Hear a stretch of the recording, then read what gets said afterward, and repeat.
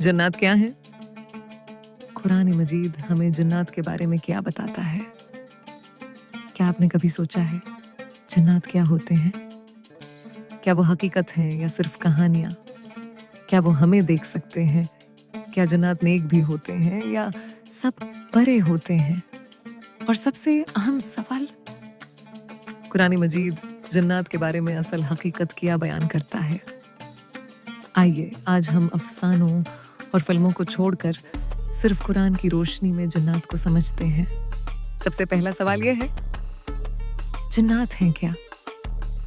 कुरान मजीद हमें बताता है कि जन्नत भी अल्लाह ताला की एक मखलूक हैं, जैसे इंसान मखलूक है और फरिश्ते मखलूक हैं, लेकिन ये तीनों एक जैसे नहीं हैं। जन्नत न इंसान है और न फरिश्ते, ये एक अलग मखलूक हैं जिन्हें अल्लाह ताला ने खास मकसद के तहत पैदा फरमाया। अब सवाल पैदा होता है, जन्नत किस चीज से बनाए गए? कुरान वाज़ेह तौर पर बताता है कि जन्नत को बेधुएं की आग से पैदा किया गया। ये आग हमारी दुनिया की आग जैसी नहीं, ये अल्लाह की एक खास तख्लीक है जिसकी हकीकत को मुकम्मल तौर पर सिर्फ अल्लाह ही जानता है, जबकि इंसान को मिट्टी से पैदा किया गया। क्या आप जानते हैं कि जन्नत इंसान से पहले पैदा किए गए? कुरान हमें बताता है कि जब अभी इंसान जमीन पर नहीं आया था तब भी जन्नत मौजूद थे। इससे ये मालूम होता है कि जन्नत एक पुरानी मखलूक है और जमीन पर इंसानों से पहले रह चुके हैं। ये सबसे ज्यादा पूछा जाने वाला सवाल है, क्या इंसान जन्नत को देख सकता है?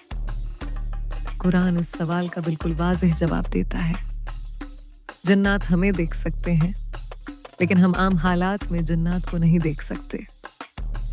वो हमारी आंखों से ओझल एक दुनिया में रहते हैं, इसीलिए हमें उनका नजर आना आम नहीं।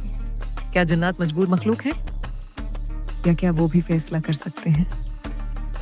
कुरान बताता है कि जन्नत के पास अक्ल और इख्तियार है, बिल्कुल इंसानों की तरह। इसीलिए कुछ जन्नत ईमान लाते हैं, कुछ इनकार करते हैं, कुछ नेक होते हैं और कुछ नाफरमान। ये एक अहम सवाल है, क्या जन्नत पर भी दीन और शरीयत लागू होती है? कुरान हमें बताता है कि कुछ जन्नत ने कुरान सुना, उसे हक माना और इस्लाम कबूल किया। उन्होंने खुद कहा कि ये कुरान सीधे रास्ते की तरफ रहनुमाई करता है। इसका मतलब ये है कि जन्नत भी अल्लाह के अहकामात के पाबंद हैं और अपने आमाल के जिम्मेदार हैं। क्या जन्नत बस मर जाते हैं और बात खत्म? नहीं, कुरान बताता है कि जन्नत का भी कयामत के दिन हिसाब होगा, बिल्कुल इंसानों की तरह। जो ईमान लाएगा वो कामयाब होगा और जो नाफरमानी करेगा वो पकड़ा जाएगा।